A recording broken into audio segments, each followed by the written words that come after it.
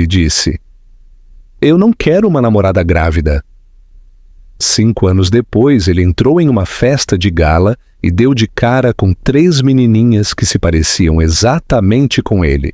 Era tarde da noite em São Paulo e a cidade, pulsando com a vida de neon para além das paredes de vidro da sede da Albuquerque Tech, irradiava energia.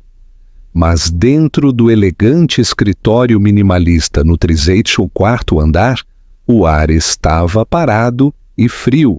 Marina estava perto da janela. Suas mãos tremiam levemente enquanto ela apertava um pequeno pedaço de papel dobrado. Sua respiração falhou ao encarar Gabriel Albuquerque, um homem que uma vez lhe sussurrou sonhos no ouvido e que agora a olhava como se fosse uma estranha. Ele era tudo o que a revista dizia: impecável, poderoso, devastadoramente bonito, com olhos azuis penetrantes e cabelo como luz solar esculpida. Mas naquela noite ele parecia distante, gélido. "Estou grávida", ela disse finalmente, sua voz suave, mas firme, embora seu estômago se contorcesse de medo. Gabriel não reagiu de imediato. Ele se recostou na cadeira, a mandíbula tensa. Seu silêncio foi mais barulhento do que qualquer grito. "De quantas semanas?" ele perguntou. Depois de uma longa pausa, sua voz baixa e medida, como se estivesse discutindo perdas trimestrais em vez das vidas que eles haviam criado. 11 semanas, ela respondeu. "São trigêmeas?" Essa palavra pareceu mudar algo no ar. Ele piscou uma vez. Depois exalou lentamente, pressionando os dedos contra a têmpora, como se isso fosse uma negociação que estava dando errado. "Isso não pode estar acontecendo", ele murmurou. Depois, mais alto, mais firme: "Marina, eu não estou pronto para isso. Eu não sou esse tipo de homem. Você sabe quem eu sou." Ela o encarou com os olhos em brasa. "Achei que sim." Ele se levantou abruptamente e caminhou até o bar no canto da sala. Serviu-se de uma bebida. Não ofereceu a ela. Bebeu em silêncio por alguns segundos antes de se virar para encará-la novamente. "Eu posso te dar dinheiro, o quanto você precisar, mas não posso fazer parte disso. Eu tenho minha empresa, minha vida. Isso não faz parte do plano." Marina sentiu seu coração se abrir, lenta e cruelmente. "Elas não são um plano, Gabriel. São pessoas, nossos filhos." "Não", ele disse com firmeza. "São sua responsabilidade. Eu nunca pedi por isso." Ele pegou um talão de cheques e rabiscou algo rapidamente. Arrancou a folha e a colocou na beirada de sua mesa, sem sequer olhar para ela. "Isso deve cobrir o que você precisar, médicos, o que for." Ela olhou para o papel, mas não o tocou. A quantia não importava. Ele poderia ter oferecido R$1 milhão e teria sido a mesma coisa. O que ela precisava, ele acabara de arrancar com uma única frase. "Eu não quero seu dinheiro", ela disse em voz baixa. "Eu queria sua honestidade, seu apoio, sua decência." "Você vai ficar bem", ele disse já se virando. "Você é forte, não precisa de mim." Sua voz falhou ao sussurrar. "Você tem razão, eu não preciso." Sem mais uma palavra, ela saiu, segurando a imagem da ultrassom contra o peito como um escudo. A recepcionista não levantou a cabeça ao passar. A viagem de elevador pareceu uma queda livre.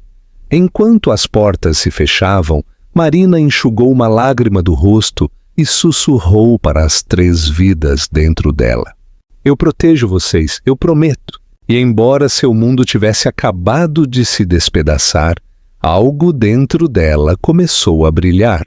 Frágil, mas feroz. A sobrevivência em São Paulo. O inverno chegou cedo naquele ano em São Paulo.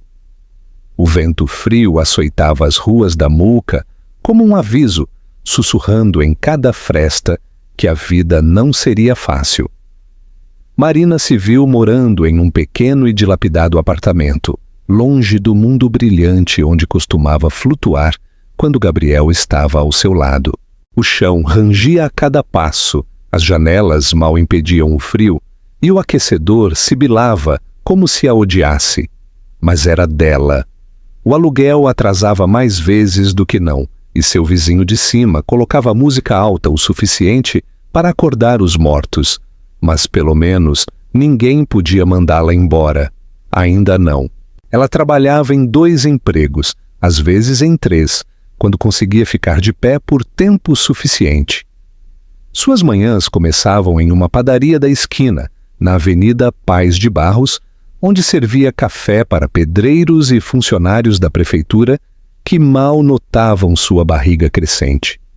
Suas tardes eram passadas limpando salas de aula em uma escola local, arrastando um esfregão por corredores iluminados por luzes fluorescentes até suas costas doerem. Nos fins de semana, fazia bicos, dobrando roupas de senhoras idosas, organizando armários, até costurando cortinas para vizinhos quando descobriam que ela tinha um jeito para isso. Cada real importava, mas nunca era suficiente. As contas do hospital se acumulavam.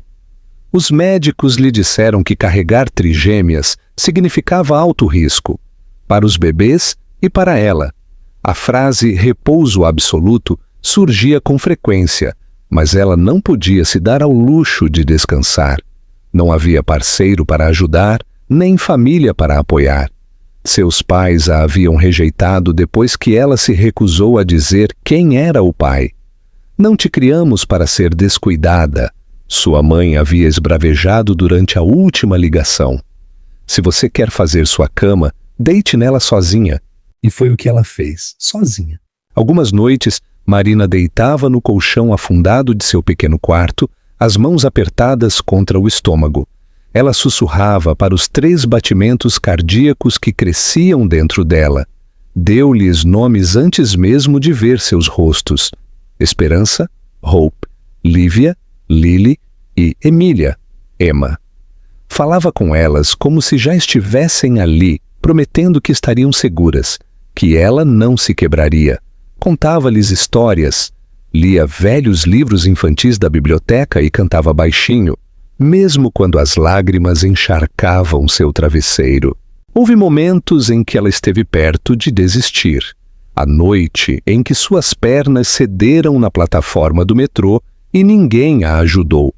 A vez em que desmaiou no banheiro da padaria por exaustão e teve que se levantar usando a pia. O inverno em que o gás foi cortado por 3 dias e ela se encolheu sob 4 camadas de cobertores, rezando para que seu corpo conseguisse manter os bebês aquecidos. Mas toda vez que chegava àquele limite, algo invisível a impulsionava para frente. Um movimento em sua barriga, um pequeno chute, um lembrete de que ela não estava sozinha. Seu médico a alertou durante o 7º mês. Você precisa ir mais devagar. Uma queda errada e todas as 3 podem estar em perigo. Marina assentiu, mas voltou ao trabalho no dia seguinte mesmo assim. Desistir não era uma opção. Ela escreveu seu plano de parto em um caderno espiral e, embora carecesse de detalhes, sem família, sem marido, sem ninguém esperando no corredor, ela se agarrou a ele como a uma tábua de salvação. E então, nas primeiras horas de uma terça-feira chuvosa, sua bolsa estourou enquanto voltava para casa do turno da noite. Ela estava encharcada, mancando, segurando a barriga e ofegando, sozinha em uma rua quase vazia. Um táxi que passava a viu e parou. Ela mal conseguia falar de dor, apenas apontou para a barriga. O motorista a levou rapidamente para a emergência, gritando por enfermeiras enquanto ela era levada em uma cadeira de rodas. As horas seguintes foram um borrão de luzes, dor e pânico, mas às 5h46 da manhã, após uma exaustiva cesariana de emergência, o quarto ficou em silêncio. Então ele foi preenchido com 3 choros agudos e sobrepostos. Esperança chegou primeiro, depois Lívia, Depois, Emília. Eram minúsculas, incrivelmente pequenas, cada uma embrulhada em um cobertor rosa, com os olhos fechados, mas os rostos pacíficos. Uma enfermeira sussurrou: trigêmeas e são fortes. Marina jazia imóvel, lágrimas rolando pelo rosto. Estava fraca, costurada e inchada. Cada parte de seu corpo doía, mas naquele momento ela nunca se sentira tão viva.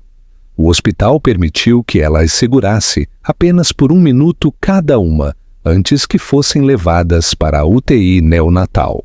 Mas foi o suficiente. Ela tinha visto seus rostos. 3 menininhas com olhos azuis como lagos gelados e mechas de cabelo loiro suave.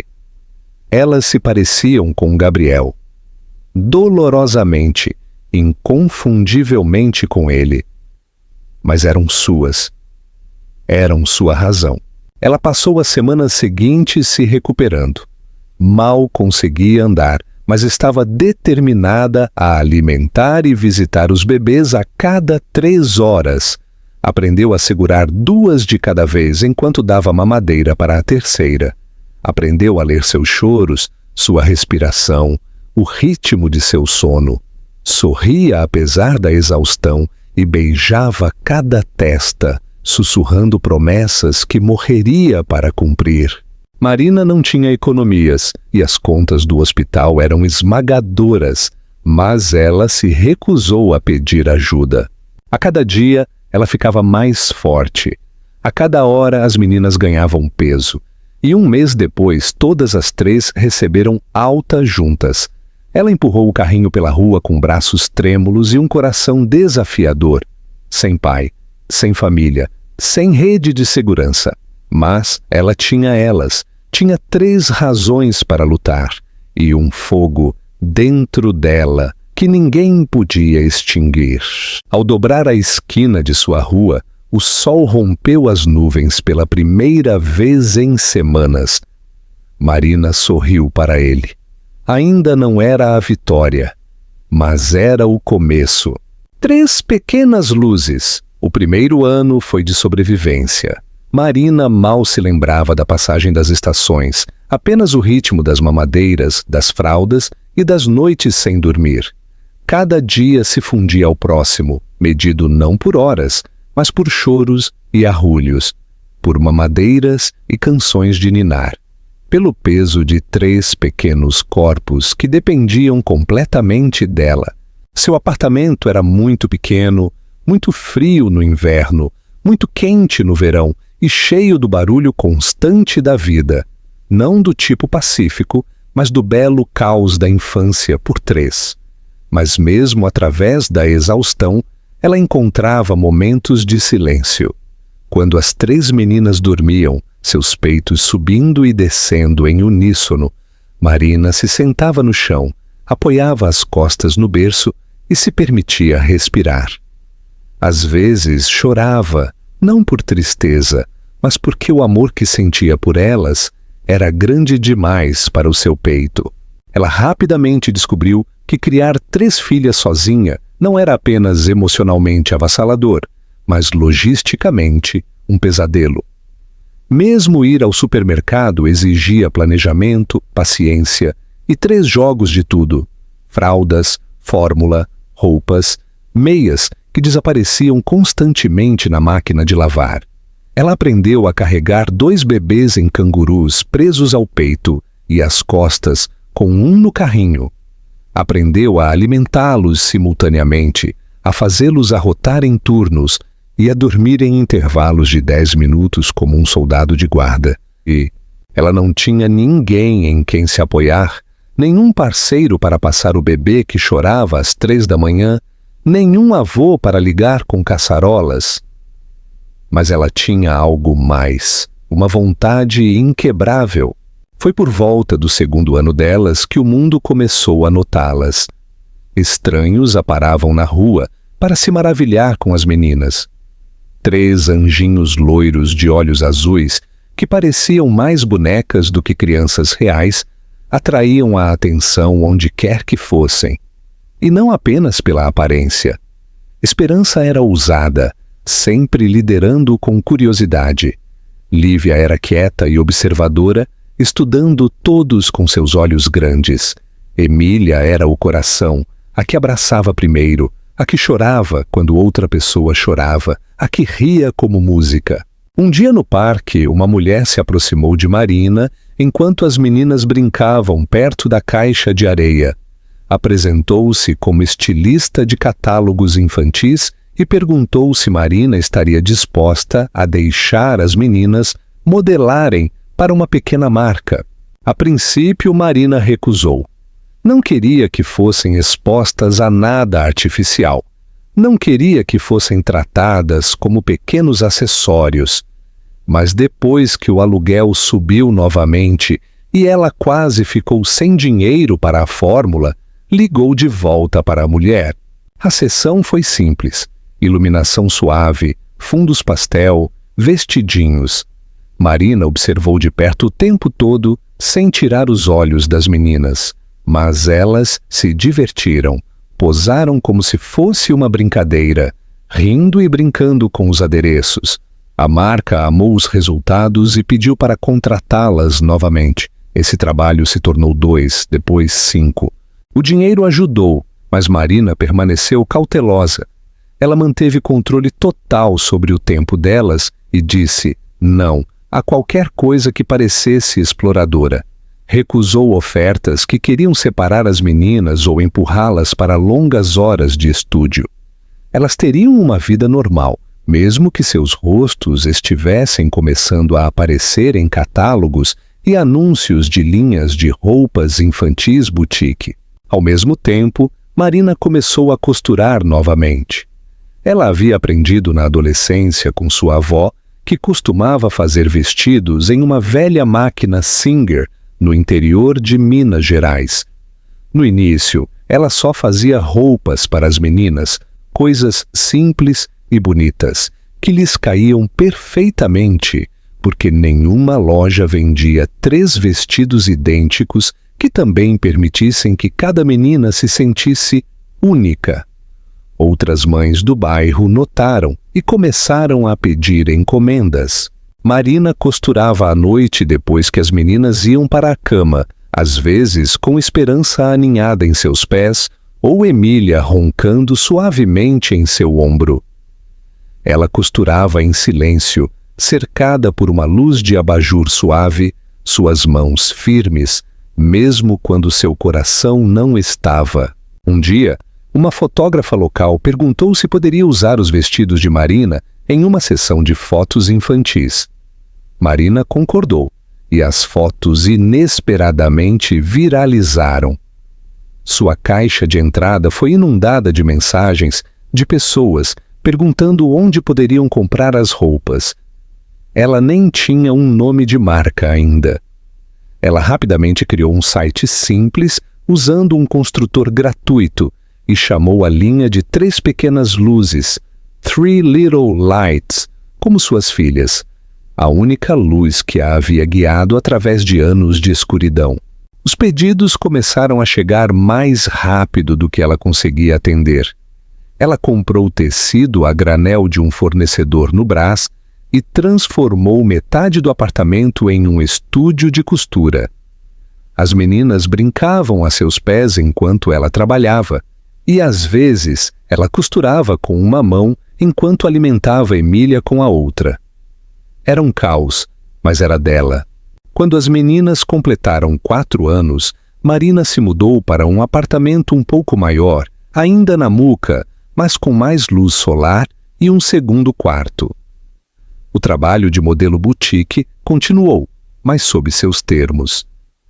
Sua linha de roupas havia crescido constantemente, com influencers e blogs de parentalidade a chamando de a mãe que transformou a luta em estilo. Ela até foi entrevistada para um quadro de notícias local. Quando o repórter perguntou como ela fazia tudo sozinha, Marina simplesmente sorriu e disse: "Eu não fiz sozinha, eu tive 3 pequenas razões para seguir em frente."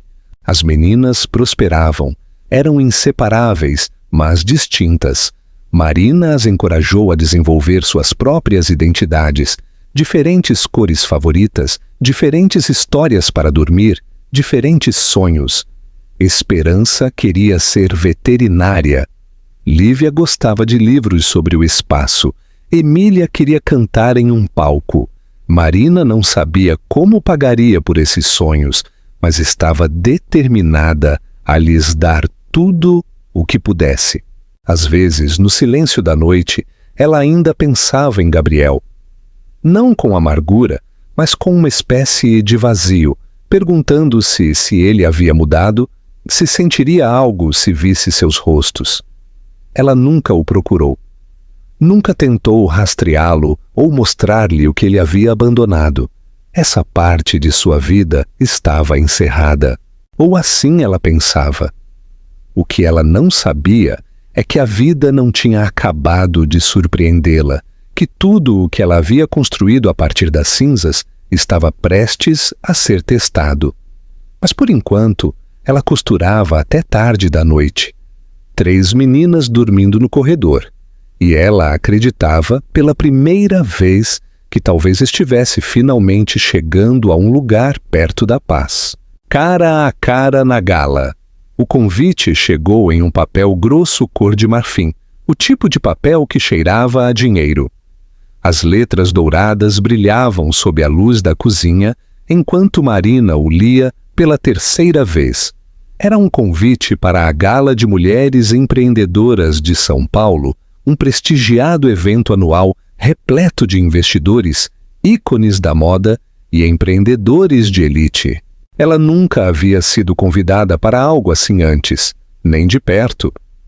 Quando o abriu pela primeira vez, pensou que devia ser um erro. Mas a nota interna era endereçada diretamente a ela, elogiando o recente sucesso da 3 Pequenas Luzes e solicitando sua presença como convidada de honra entre outras estrelas em ascensão nos negócios. Por um longo tempo ela ficou ali, segurando-o. Seu coração batia em ritmos estranhos. Ela estava insegura se deveria ir. Havia uma voz dentro dela, calma, mas aguda, sussurrando que ela não pertencia a salões como aquele. Essa voz soava muito como a velha Marina, a que estava sozinha fora do hospital 5 anos atrás, com 3 recém-nascidos e nada além de uma passagem de ônibus. Mas as meninas haviam mudado isso. Seu trabalho havia mudado isso. Ela não estava mais apenas sobrevivendo. Estava construindo algo. Tinha funcionários, clientes, uma marca que as pessoas reconheciam. E se quisesse fazê-la crescer ainda mais, tinha que entrar nos mesmos salões que antes temia. Então ela disse sim. A noite da gala chegou com uma rajada de caos.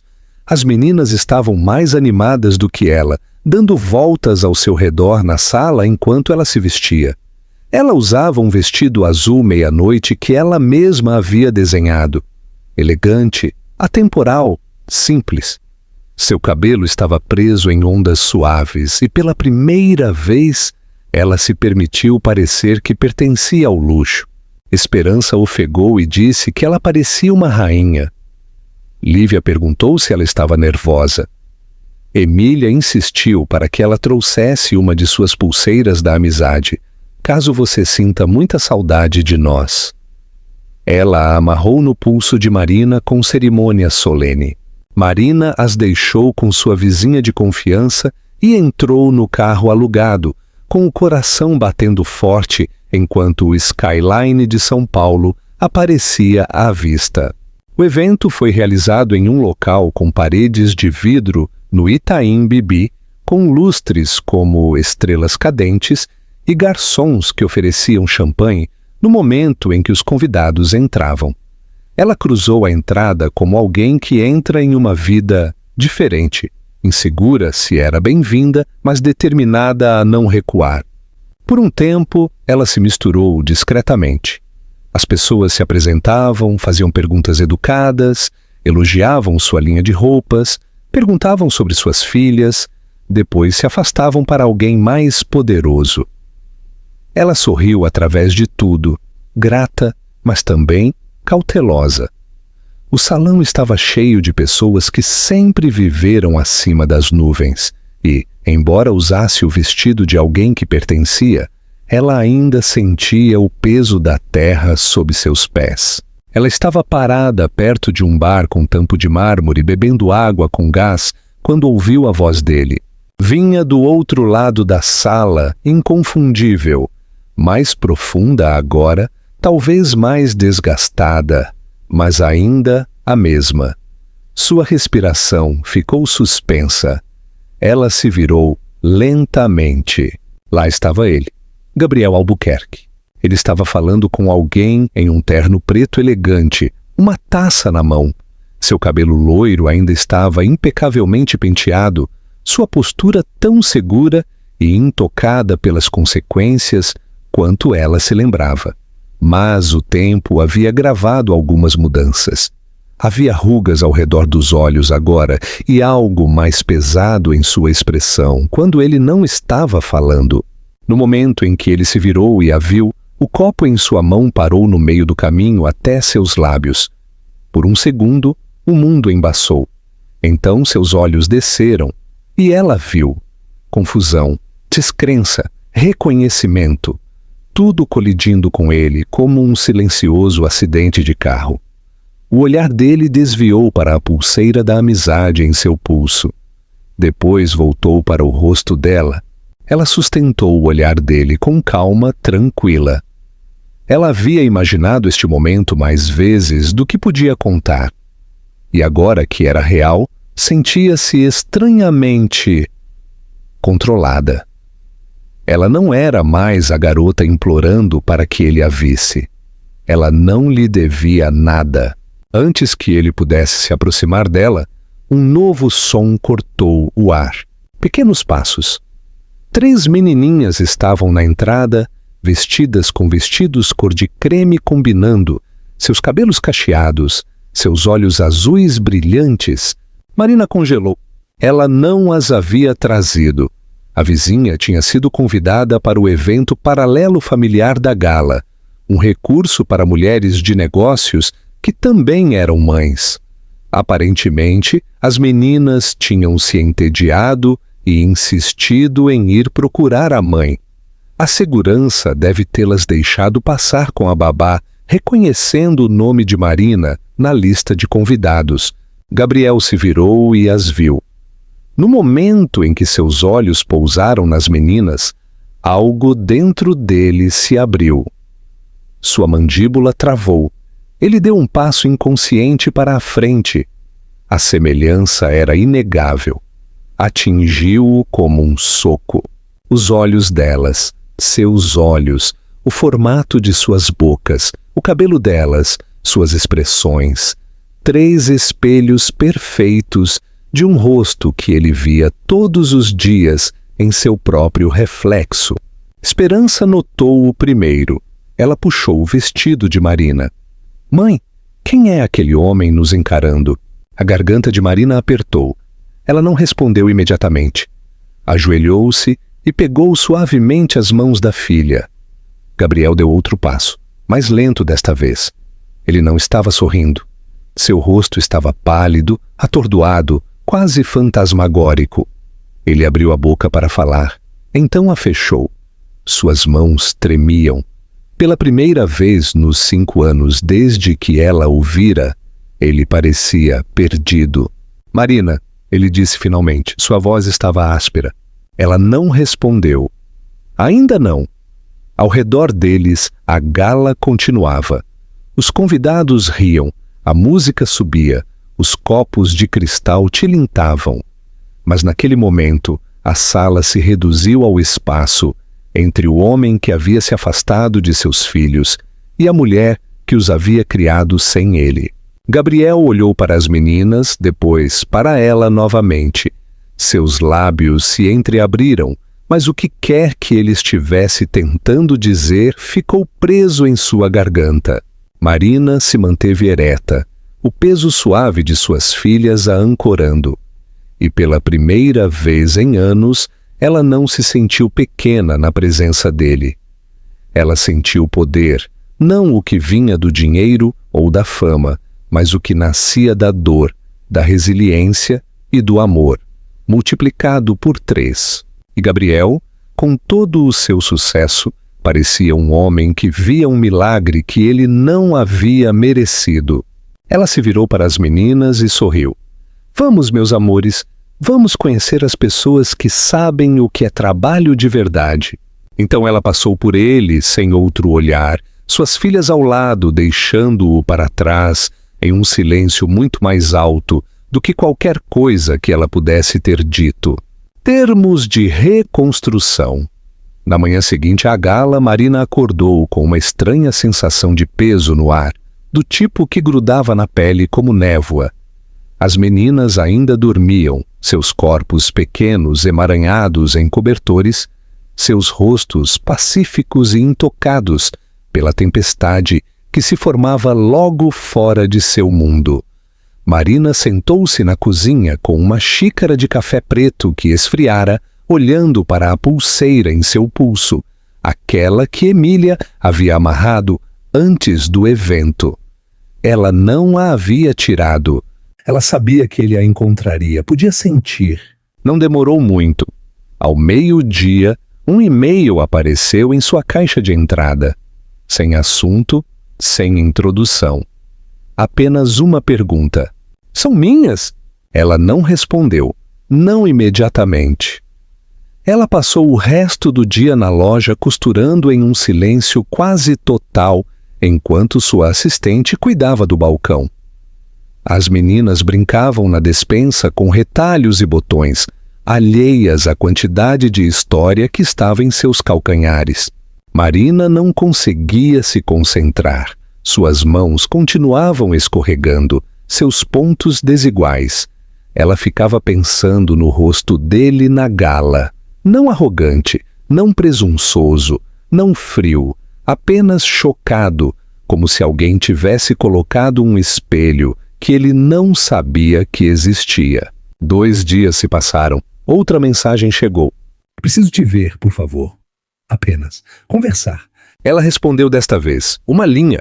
Amanhã às 15 horas meu estúdio, sozinhos. Quando ele entrou, ela já estava esperando, sentada em um banquinho ao lado de uma prateleira de vestidos de primavera.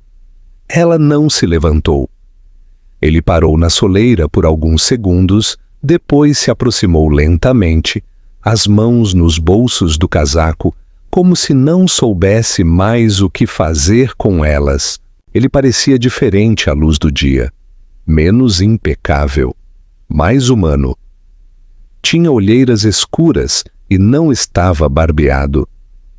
Ela se perguntou por um breve e estranho segundo se ele havia dormido desde aquela noite. São suas, ela disse antes que ele pudesse falar. Sua voz estava monótona, sem emoção. Às 3, Gabriel soltou um suspiro trêmulo e sentou-se na frente dela, seus movimentos cuidadosos, como se tivesse medo de quebrar o ar entre eles. Eu não tinha ideia, ele disse, nenhuma suspeita. Se eu tivesse... Você tinha, ela o interrompeu em voz baixa. Eu disse que estava grávida, eu disse que precisava de você. O rosto dele se contorceu. Eu fui um covarde. Pensei que você estivesse blefando, que ia sumir, que eu poderia manter minha vida intocada. Você poderia ter perguntado. Uma ligação, uma mensagem, em 5 anos. Ele assentiu lentamente, a vergonha irradiando dele como calor. Eu não tenho desculpa. Eu tentei encontrar uma, mas não há. Eu fui egoísta, estúpido e assustado. Marina se levantou então, caminhando em direção à mesa de costura, dando-lhe as costas.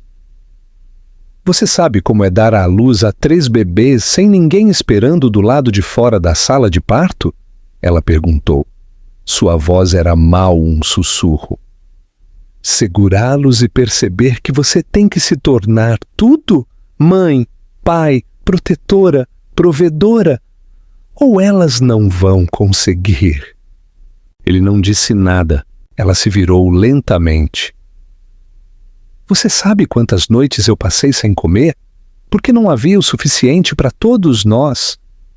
Quantos dias eu carreguei 2 no meu peito e empurrei a terceira em um carrinho pela neve, só para ir trabalhar? As lágrimas brotaram em seus olhos, mas ela não as deixou cair. Não se atreveu. Eu não estava tentando te punir, ela continuou. Eu não disse ao mundo o seu nome. Eu não te procurei. Eu não estava esperando por um grande pedido de desculpas. Eu simplesmente segui em frente, porque eu tinha que fazer isso. Eu quero conhecê-las, ele disse finalmente. Sua voz rouca. Eu sei que não mereço. Eu sei que é tarde, mas eu quero tentar. Marina o estudou, com os braços cruzados, seu rosto indecifrável. Elas não são um prêmio, Gabriel. Elas não são seu arco de redenção. Eu sei. E se você sequer pensar em ir embora de novo, eu não vou. Ele engoliu em seco. Eu as vi e algo dentro de mim simplesmente abriu. Elas são minhas filhas. Eu perdi 5 anos, mas se você me permitir, passarei o resto da minha vida consertando isso. Ela não respondeu imediatamente. Seu coração batia tão forte que era difícil pensar com clareza. Uma parte dela queria gritar, atirar cada pedaço quebrado de seu passado na cara dele. Mas outra parte, a parte exausta e dolorida, queria acreditar que talvez, apenas talvez, ele estivesse falando a verdade. Eu não sei que tipo de papel você pode ter, ela disse lentamente. Ainda não. Elas não sabem quem você é. Elas nunca perguntaram. Mas se eu lhes disser, tem que ser sob meus termos, com cuidado. Você não pode simplesmente entrar e bancar o herói. Ele assentiu. Claro, eu preciso de tempo, ela disse, e limites. O que você precisar, ele disse, o que for. Por um momento, houve silêncio. Então, Gabriel enfiou a mão no bolso do casaco e tirou algo pequeno, uma foto dobrada. Ele a entregou sem dizer uma palavra. Era uma foto antiga, uma que ela não via há anos. Ela e Gabriel, tirada nos primeiros dias, quando tudo ainda parecia possível. Ela estava rindo, encostada nele. Ele a olhava como se ela fosse a única coisa que existia. Eu guardei, ele disse suavemente, mesmo quando tentei esquecer todo o resto. Ela segurou a foto por um longo tempo. Depois dobrou-a lentamente e a colocou de volta na mão dele. Aquele homem não existe mais, ela disse calmamente. E aquela garota também não. Mas ao olhá-lo, mais velho, mais quieto, ferido de uma maneira que não era teatral, ela não bateu a porta na cara dele, não gritou, não pediu que ele fosse embora. Em vez disso, ela assentiu uma vez e disse: volte amanhã, nós conversamos mais e talvez você possa conhecê-las. Então, ela passou por ele e voltou para sua máquina de costura. Não porque ela não se importasse, mas porque ainda havia trabalho a ser feito. E 3 menininhas no corredor que precisavam de jantar. O primeiro encontro. O dia do teste de DNA foi cinzento. O céu pairava baixo sobre a cidade como um cobertor de cinzas. Marina não queria ir. Cada parte de seu corpo resistia à ideia de entrar em um prédio estéril apenas para provar algo que ela sempre soubera, algo sobre o qual toda a sua vida havia sido forjada. Mas ela havia concordado, não por Gabriel, não para justificar nada. Ela fez isso por suas filhas, para que no futuro, se surgissem perguntas, não houvesse ambiguidade, nem histórias reescritas. Apenas a verdade, impressa e assinada, e inegável. Eles se encontraram em uma clínica privada na Avenida Paulista, escondida entre uma floricultura e um escritório de advocacia. Gabriel já estava lá quando ela chegou, sentado na sala de espera, as mãos tão fortemente entrelaçadas que ela podia ver o sangue sumindo de seus nós dos dedos. Ele se levantou quando a viu, mas ela não ofereceu um sorriso. Não havia espaço para cortesia naquele dia. A enfermeira explicou tudo de forma rápida e eficiente. Demoraria alguns dias para processar os resultados. Eles colheram as amostras. Simples, rápido, mecânico. Marina entregou sua parte sem dizer uma palavra. Gabriel hesitou antes de esfregar o interior da bochecha. Seus olhos piscaram em direção a ela uma vez, quase como se pedisse algum tipo de conforto. Ela não lhe deu nenhum. Feito, eles saíram para o vento, e por um momento nenhum dos dois se moveu. Carros passavam correndo na rua. Uma sirene uivava na distância. A vida, alheia, indiferente, seguia em frente. Eu não preciso de papelada para saber que são minhas, disse Gabriel, quebrando o silêncio finalmente. Mas eu entendo por que tínhamos que fazer. Eu só... Não consigo acreditar que perdi tudo. As primeiras palavras, os primeiros passos. Tudo. Você não perdeu, Marina respondeu, sua voz baixa, mas aguda. Você escolheu não estar lá. Ele assentiu. Não discutiu. Isso pelo menos era um progresso.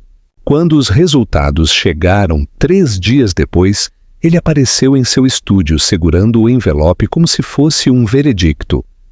Ela já havia lido sua cópia naquela manhã. A resposta, é claro, era sim. Uma correspondência de 99%. Ele era o pai biológico de Esperança, Lívia e Emília. Eu não sei por que isso me atinge tão forte, ele disse, a voz trêmula enquanto se sentava ao lado de um dos manequins que ela usava para provas. Eu sabia, mas ver no papel... Eu sinto que estou olhando para um espelho que quebrei 5 anos atrás. E agora estou olhando para os pedaços. Marina estava sentada em frente a ele, agulha na mão, remendando uma pequena manga. Ela não respondeu imediatamente. Não precisava. O silêncio entre eles não era mais cruel. Agora era algo diferente, mais pesado, mais honesto. Eu quero conhecê-las, Gabriel disse novamente e corretamente. Eu não quero ser apenas um estranho que elas viram uma vez em uma festa chique. Elas não sabem que você existe, ela disse. Elas perguntaram sobre um pai, sim, mas eu nunca lhes disse que você foi embora. Eu simplesmente disse a elas que foram feitas com amor e que tem uma, a outra. Elas não se sentem abandonadas. Isso é porque eu nunca permiti. Ela fez uma pausa, sua agulha passando limpa pelo tecido. Se você quer estar na vida delas, não é sobre você, é sobre elas. E eu preciso saber que você está pronto para isso. Eu estou, ele disse rapidamente, inclinando-se para a frente. Eu sei que nunca vou recuperar o tempo perdido, mas não estou aqui para apagar o seu trabalho.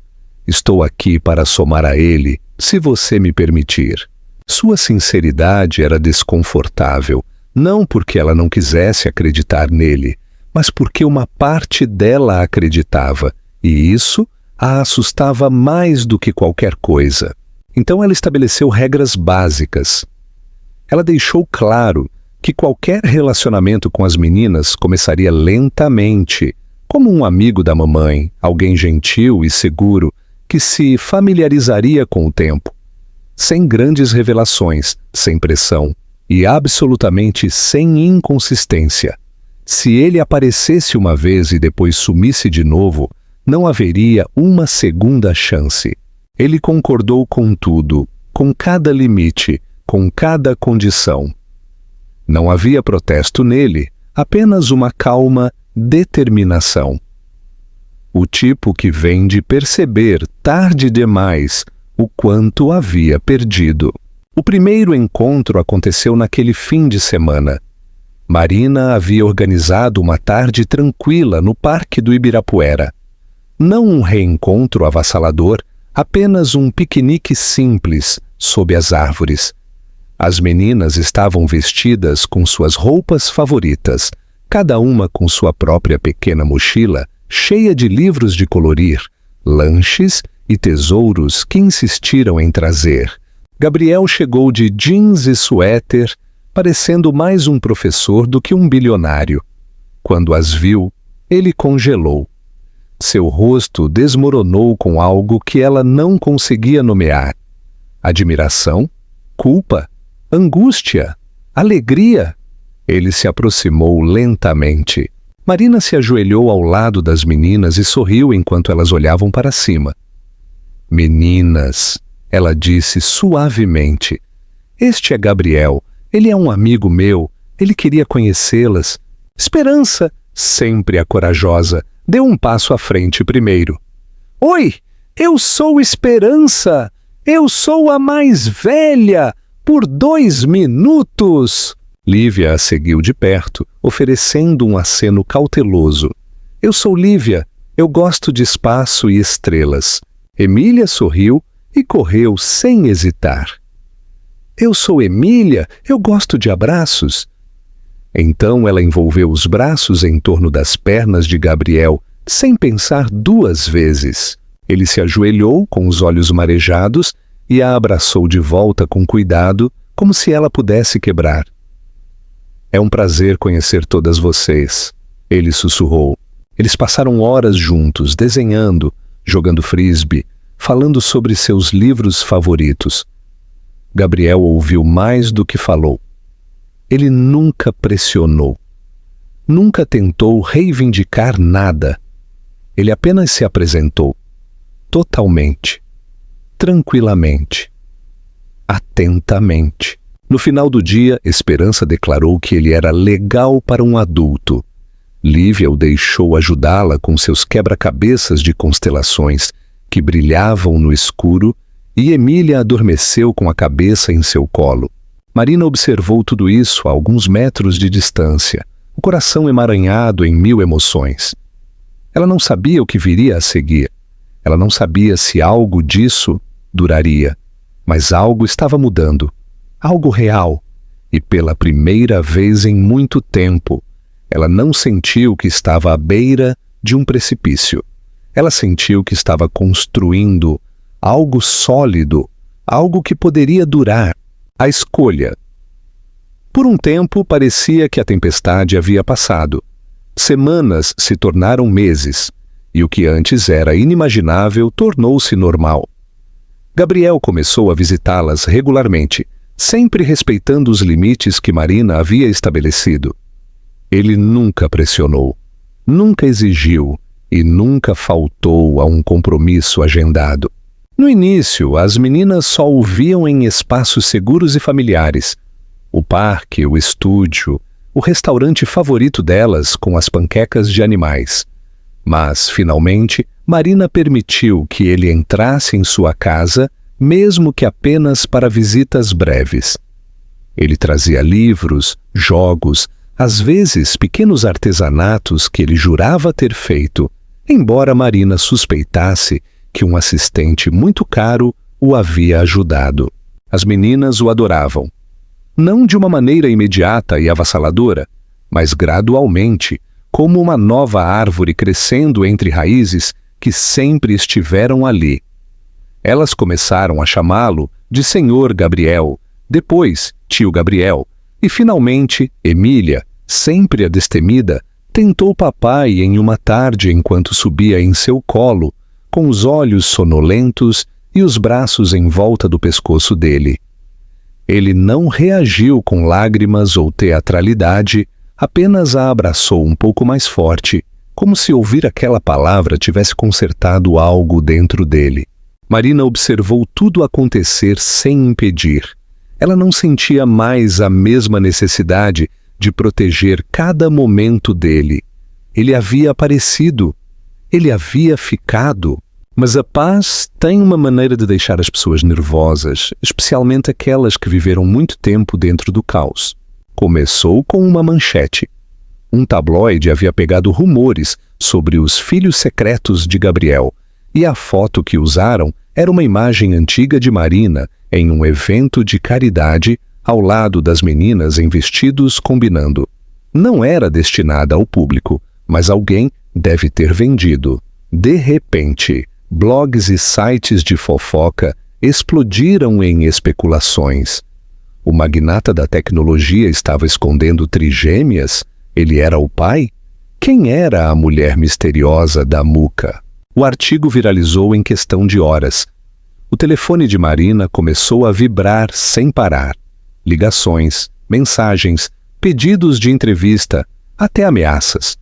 Sua caixa de entrada se encheu com marcas perguntando se as meninas poderiam posar com o pai para uma campanha com tema familiar. Outros a acusavam de dar o golpe do baú, de ser interesseira, de mentir, de usar as meninas como alavanca. Ela manteve as meninas em casa sem ir à escola por uma semana e desativou todas as notificações. Gabriel apareceu naquela noite, os punhos cerrados, o rosto pálido de fúria. Ele não tinha ideia de como havia acontecido. Sua equipe já estava trabalhando nisso. Ele queria emitir um comunicado, algo para protegê-las. Mas Marina, calma e perspicaz, disse não. Ela não queria que as meninas fossem usadas como escudos para a reputação dele. Elas não eram uma ferramenta de relações públicas. A rejeição não acabou. Uma manhã, quando Marina saiu para colocar o lixo para fora, encontrou uma mensagem pichada na parede de seu apartamento. Mentiroso. 2 dias depois, alguém deixou uma boneca quebrada em sua porta. A polícia não pôde fazer muito. Ninguém tinha visto nada. Gabriel foi naquela tarde, andando pela sala, enquanto as meninas brincavam tranquilamente em seu quarto, alheias à feiura do mundo. Ele lhe disse para se mudar. Disse que tinha uma casa privada no interior, com equipe completa e segurança total, onde todos estariam a salvo. Eu não estou me escondendo, disse Marina. Eu nunca me escondi. Eu as criei à vista, na verdade. Você foi quem fugiu. Eu sei, ele disse, sua voz áspera. Mas desta vez eu não estou fugindo. Estou ficando. E se eu tiver que colocar um muro entre elas e o mundo, eu o farei. Eu não estou pedindo para você desistir da sua vida. Estou pedindo para você me deixar proteger a vida que você construiu. Não foi uma decisão fácil. Marina odiava a ideia de ser vista como fraca, de parecer depender dele.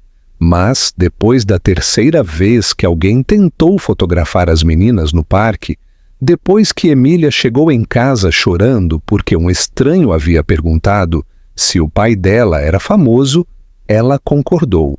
Eles se mudaram no meio da noite.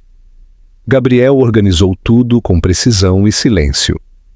2 seguranças, um motorista de confiança e uma pequena equipe de mudança que embalou suas vidas em caixas sob a luz da lua.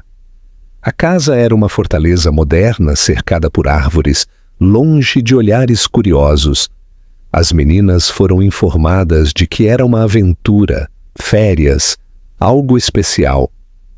E aceitaram com admiração, de olhos arregalados, jovens demais para saber que era proteção, disfarçada de luxo. Marina lutou nas primeiras semanas, sentia falta do ritmo de seu estúdio, da padaria da esquina, da liberdade de seu próprio espaço. Ela odiava o silêncio, mas as meninas se adaptaram rapidamente. Encantadas com o jardim, a piscina coberta e o quarto cheio de livros com puffs e luzes de estrelas. Gabriel lhes deu espaço. Ele não tentou assumir o controle. Ele simplesmente se tornou uma constante reconfortante, lendo histórias para dormir, fazendo panquecas desajeitadas nos domingos, levando-as até o final da entrada para sua van de homeschooling. E gradualmente, sem querer, Marina se abrandou e, uma noite no final de outubro, uma tempestade de raios cortou a eletricidade por alguns minutos. A casa ficou escura e Emília começou a chorar. Gabriel a pegou nos braços e a levou para a lareira, acendendo-a à mão enquanto sussurrava histórias sem sentido, sobre dragões da chuva e gatos do trovão. Marina ficou nas sombras, observando a luz do fogo piscar em seu rosto, e percebeu que não via mais o homem que a havia abandonado em um escritório 5 anos atrás. Ela via um homem que havia sido estilhaçado por seu próprio medo e que agora estava tentando, peça por peça, conquistar algo real. Ela não confiava facilmente. Ela não perdoava completamente. Mas quando Gabriel adormeceu naquela noite no sofá, com 2 das meninas espalhadas sobre ele como gatinhos, ela trouxe um cobertor, colocou sobre seus ombros e sussurrou: "Obrigada." Ela nunca havia dito isso antes. Ele nunca havia pedido. Mas naquele momento foi o suficiente. Porque a guerra ainda estava lá fora, nas manchetes, no passado, na lembrança de tudo o que ambos haviam feito de errado. Mas dentro daquela casa, naquela noite, eles estavam seguros. E esse foi um começo que nenhum dos dois esperava encontrar. Um final merecido. A primavera chegou lentamente ao interior de São Paulo, com a geada ainda agarrada ao chão muito depois do nascer do sol. As árvores ao redor da propriedade voltaram à vida e o jardim começou a florescer com cores cautelosas. Dentro da casa, a vida havia encontrado um ritmo, um que Marina nunca imaginou que experimentaria. As meninas se estabeleceram em suas rotinas: escola pela manhã, artesanato à tarde e noites cheias de risadas, livros e longas brincadeiras de faz de conta. Suas vozes ecoavam pelos corredores como sinos de vento, claras e sempre presentes. Elas haviam parado de perguntar quando voltariam para a Muca. Este era o lar delas agora. Marina também havia mudado. Ela ainda administrava seu negócio remotamente, com uma eficiência tranquila. Ela continuava a costurar, embora o egoísmo tivesse diminuído, impulsionada não mais pelo desespero, mas pela alegria. Seu estúdio havia sido reconstruído. Na ala leste da casa, um quarto amplo e ensolarado, cheio de cor e textura e o suave zumbido da criatividade. Ela fazia longas caminhadas matinais antes que as meninas acordassem. Café na mão, permitindo-se respirar fundo, sem o velho peso apertando seu peito. Não era perfeito, mas era paz, e ela havia aprendido, ao longo dos anos, a agarrar a paz onde pudesse encontrá-la.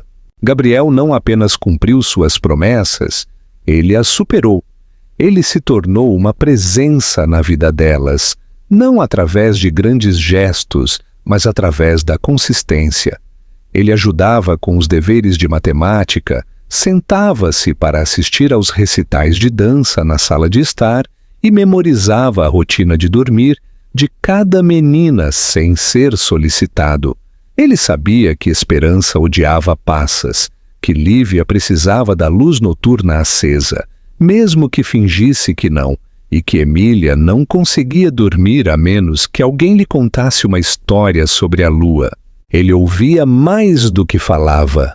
Ele aparecia mesmo nos dias em que o trabalho chamava. E lentamente, as meninas pararam de vê-lo como um visitante e começaram a vê-lo como parte delas. Quase 1 ano se passou desde a noite em que deixaram a Muca, quando Gabriel pediu Marina em casamento. Não foi dramático, não houve flash mob ou anel escondido na sobremesa. Aconteceu em uma tarde chuvosa de terça-feira, enquanto eles dobravam roupas. As meninas brincavam no outro quarto, rindo de alguma piada que só elas entendiam. Gabriel segurava uma das camisetas de Emília, macia e rosa, quando olhou para Marina e disse: "Eu sei que não é assim que as pessoas costumam pedir, mas eu te amo. Eu as amo. E eu quero isso, todos os dias. Eu quero construir uma vida com você, não apenas ao redor delas, mas por causa delas. Você se casaria comigo?" Ela o encarou completamente desprevenida. O casamento nunca tinha parecido uma opção. Não depois de tudo. Tinha parecido uma fantasia a qual outras pessoas podiam aspirar. Mas ao olhá-lo agora, para o homem que uma vez havia dado as costas para tudo, ela viu alguém que havia se reconstruído peça por peça. Ela não respondeu imediatamente. Precisava sentir a resposta em seus ossos. Naquela noite, depois que as meninas adormeceram e a casa ficou em silêncio, ela se sentou perto da janela e pensou em todas as versões de si mesma que ela havia sido. A garota de 19 anos, chorando em um banheiro. A mãe, segurando 3 recém-nascidos, sozinha, em uma cama de hospital. A mulher costurando roupas à luz de velas. A lutadora que parou na frente de um homem que a havia quebrado e o desafiou a encarar o que ele havia deixado para trás. Todas ainda estavam dentro dela, mas agora também estava a mulher que havia sobrevivido a tudo, que havia construído uma vida a partir de cinzas, linha e amor. Na manhã seguinte, ela disse sim. O casamento foi pequeno. Sem manchetes, sem imprensa, apenas a família. Do tipo que se escolhe, não se herda. A cerimônia aconteceu no jardim, sob um dossel de flores brancas desabrochando, com o canto dos pássaros e risadas preenchendo o ar. As meninas usavam vestidos que haviam ajudado Marina a desenhar, cada um único, mas cortado do mesmo tecido. Esperança caminhou à frente com um buquê quase tão grande quanto ela. Lívia entregou estrelas de papel feitas à mão para cada convidado. Emília foi a florista e se recusou a andar. Ela correu pelo corredor, rindo, com os braços cheios de pétalas. Gabriel a esperou no final do caminho, seu terno perfeitamente ajustado, seu rosto suave e cheio de admiração. Quando Marina apareceu, em um vestido de seda costurado por suas próprias mãos, toda a multidão se levantou. Mas Gabriel não notou mais ninguém. Ele a olhou da maneira que um homem olha para algo que nunca pensou ser digno, algo que está disposto a passar o resto de sua vida conquistando. Eles não fizeram votos tradicionais. Em vez disso, falaram do coração. Marina prometeu nunca esquecer o que custou para chegarem ali. Ela prometeu nunca parar de proteger o amor que haviam construído do zero. Gabriel prometeu não consertar o passado, mas honrá-lo. Ele prometeu caminhar ao lado dela e das meninas a cada passo, não importa o quão difícil ou imperfeito fosse. Após a cerimônia, as meninas correram descalças pela grama, gritando de alegria. Música tocou, não uma playlist, mas ao vivo, um quarteto de cordas escondidos sob o carvalho, tocando melodias suaves e quentes conforme a noite caía. Eles dançaram até as estrelas aparecerem, e até depois. Mais tarde naquela noite, quando a casa ficou em silêncio novamente, Marina deitou-se ao lado de Gabriel, na cama que agora compartilhavam. As janelas estavam abertas, deixando entrar o aroma de jasmim em flor. A pulseira que Emília havia feito para ela, agora gasta e desbotada, ainda envolvia seu pulso. Ela não a havia tirado nem mesmo para o casamento. Ela sussurrou na escuridão. Você alguma vez se pergunta o quão diferente teria sido se você tivesse ficado naquela época? Ele permaneceu em silêncio por um longo tempo antes de responder. Todos os dias, mas então eu me lembro. Se eu não tivesse ido, eu talvez não tivesse me tornado o homem que precisava ser para merecer isso agora. Ela se virou para ele, sua voz firme. Você ainda tem que merecer todos os dias. Eu sei, ele disse, e eu vou. Lá fora, o vento sussurrou entre as árvores e em algum lugar no corredor, uma das meninas balbuciou em sonhos. Marina sorriu, procurou a mão de Gabriel e fechou os olhos. Pela primeira vez em anos, Não havia alarmes em seu peito, nem garras de dúvida agarradas à sua coluna, nem medo esperando nos bastidores. Apenas amor, firme e completo, construído a partir de cinzas e segundas chances. E desta vez duraria. O comentário final, a nota do autor. Este final não é apenas sobre romance ou redenção, é sobre uma cura conquistada. O que torna a história poderosa é que ela nunca nos pede para esquecer a dor, a traição ou a brutal solidão que Marina suportou. Em vez disso, ela honra a força dela. Ela não esperou para ser salva. Ela se tornou a salvadora para si mesma e para suas filhas. O retorno de Gabriel não é uma solução de conto de fadas. Ele não apaga magicamente o passado. Ele caminha através dos escombros que criou e escolhe reconstruir, lenta, humildemente. Isso é o que torna a transformação dele crível e comovente. Mas o verdadeiro coração da história é a evolução do amor. Não os fogos de artifício de se apaixonar, mas o tipo profundo e tranquilo que é forjado no fogo, nas mamadeiras noturnas, nos joelhos esfolados, na confiança conquistada com muito esforço. Isso nos lembra que a família não é feita de sangue ou de promessas ditas uma vez, mas por aquilo pelo qual nos apresentamos de novo e de novo. E no final, a mensagem é simples e bonita. Segundas chances não são dadas, elas são construídas.